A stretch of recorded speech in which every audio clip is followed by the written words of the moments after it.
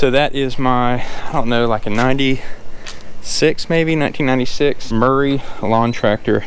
I'll put the exact model number in the description below, but essentially what I did to this thing is run over a stump. Whenever I ran over that stump, it screwed a whole bunch of stuff up. So part of that today, we're going to be putting new belts on. The belt was already shot before I did that, but since we're doing all this, we're going to go ahead and do that too.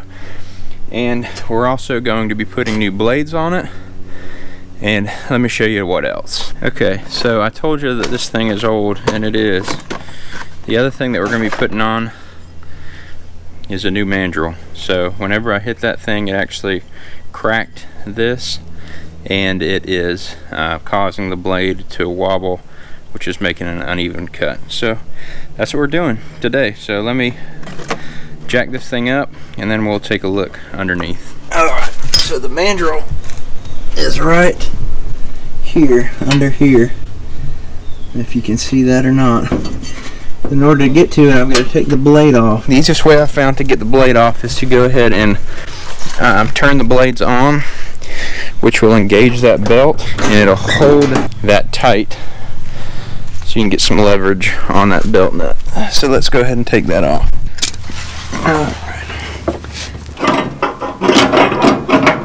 Alright, well that's not working very well. Okay, since that didn't work, what I'm going to do is put vice grips on that top nut so that it touches against the frame. Maybe that way I can get some leverage. Alright, that thing is just stuck, so I'm going to put some liquid wrench on it.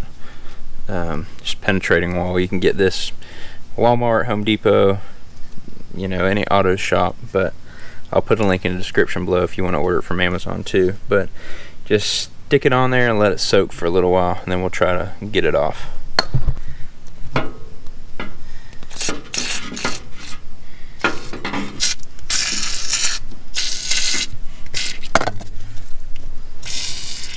Alright, we'll let it go and see what happens. Okay, so this did not go as I originally had intended. The nut that gets the blade off was on there tight.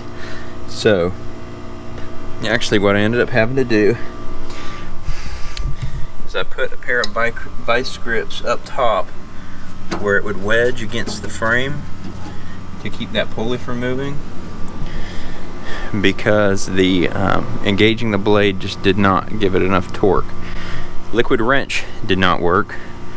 I actually had to use this torch and heat up the nut on the bottom to make that metal softer, and whenever I did that, I was able to get some torque on it, and it's loose now, so I'm going to go ahead and take it off the rest of the way. And by the way, this is a 7/8 inch wrench that I'm using to get this off, and it is hot because, like I said, I had to heat it up. But there's the nut, there's the blade,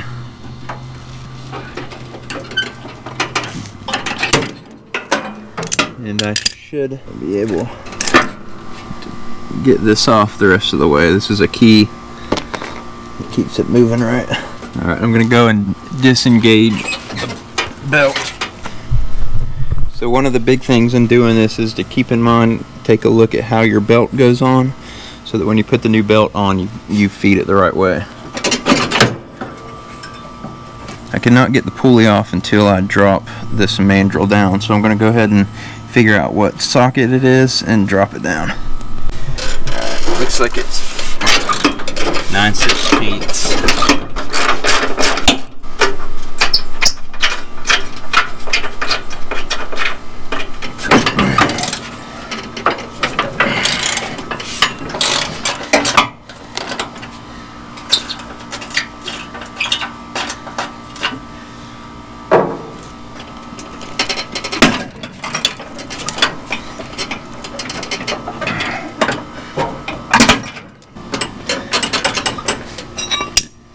Get a little extra torque on this.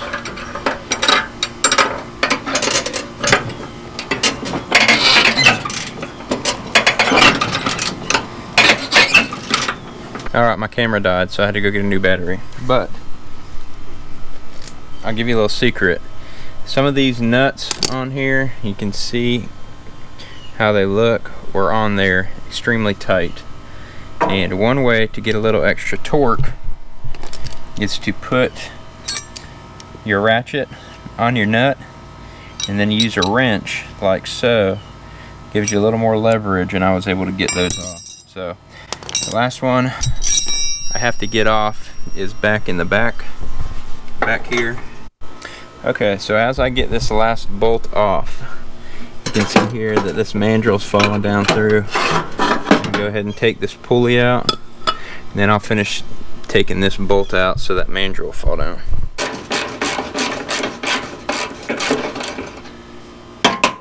There it goes. Now, the only thing I'm concerned about is that this one is threaded. This one is not, but it might just be that these bite into the aluminum. I don't think so.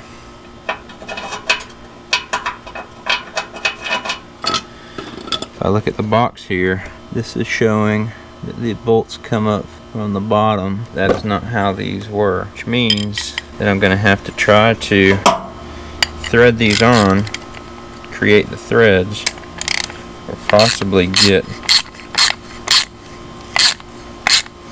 a threading machine. I don't want to screw up the threads on this. Alright, well, it looks like the metal is soft enough that just by running the bolts through, it's going to thread it. I don't know if that's the right way to do it.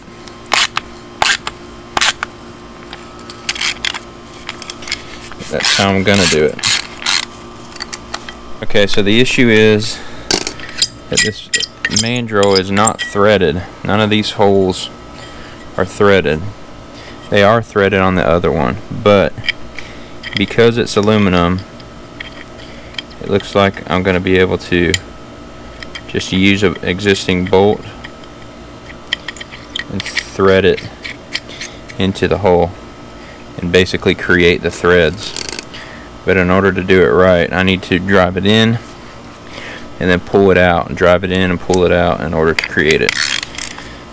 The other option would be to go to the store and try to buy some bolts and nuts, but I don't really want to do that.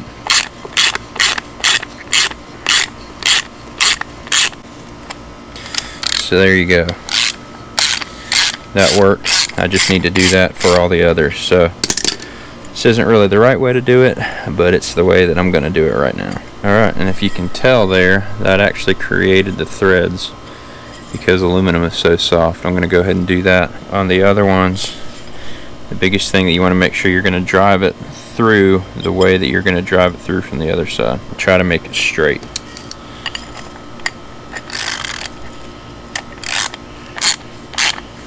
If you just drive it straight through, it's likely going to crack this aluminum. So the reason you pull it back out is that it gets all those shavings out of the threads and makes room. Alright, so one of the other things I recommend you do if your bolts look like this, spray a little penetrating oil on it. Just take a wire brush and just try to get some of that corrosion off of it. Clean out those threads a little bit and just make things so much easier. Okay, I wanted to go ahead and make sure that this shaft was going to fit through here, and I'll tell you that it's very tight. So I'm going to go ahead and spray some of that penetrating oil on this shaft as well, just so it'll slide down in there a little bit easier. Alright, so what I'm going to do is I'm going to go ahead and line this up, line the bolts up. But before I can do that, I've got to get this shaft down through the middle of it.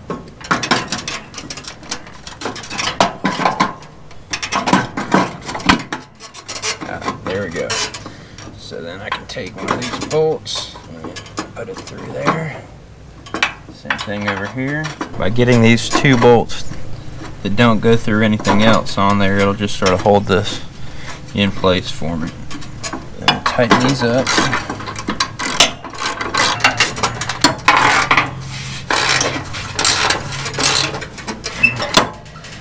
Alright, now before I put these front ones on, I'm going to go ahead and get the back one in, since it has a space constraint.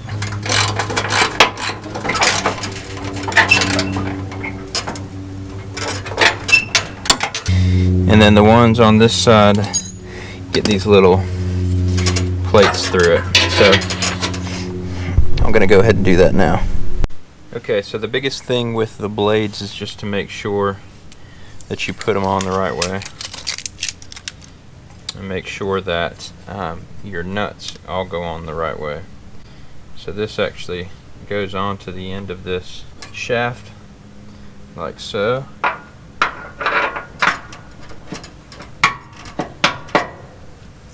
And then this will go on, the blade will go on, then this will go on.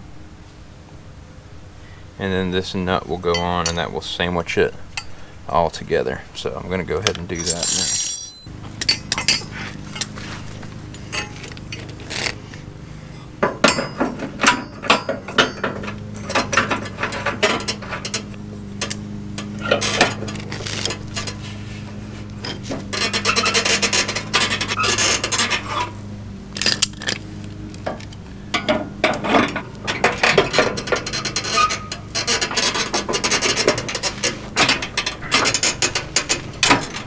Okay, so the bad news is, now that I spin this, I can see that this shaft is bent, which is actually explaining why I'm getting the uneven cut pattern. So I'm gonna have to stop this job right here, because I need to order a new one of those shafts. So that's just sort of the way things go sometimes. I'm gonna go ahead and put the other blade on the other side, and I may as well feed the belt through.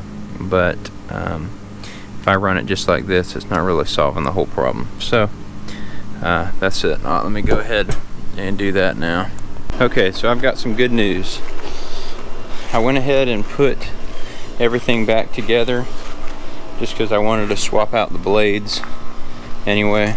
And thankfully, after I got it all back together, everything was working fine. So I went ahead and cut a few rows with the mower, and it was cutting even, no issues. I didn't show you replacing the belt, but it honestly is really straightforward. You just unfeed it and then feed the new one in. As long as it goes in the same direction and lines up, there's really not much to it. I wanted to show you, this is what the old Mandrel looked like. So when I hit that stump, I just blew out the whole bottom of it. So it's no wonder that it was cutting uneven, because the whole thing, I'm sure, was flexing while I was running. So anyway, all is done, job is finished. I think it cost me a total of 60 bucks. It's a 20-year-old mower. I just can't bring myself to spend $1,000 or more on a new one when I can fix it for, like I said, this one was 60 bucks. Usually it's less than $20 to repair it, and that was a good chunk of that was new blades. I know that the chances of you repairing a 20-year-old machine like I have are probably slim to none, but in the event that you happen to have this exact mower, I'm going to put a link in the description below for the parts that I ordered on Amazon. That's the belt, the mandrel, and a new set of blades. So if that's something you need, the links will be below. Thanks so much for watching this video. Hit like, subscribe to the channel, hit the little bell icon so you get notified, and as always, get out there and fix something. I'm Jeremy Schick, and I'm a fixer.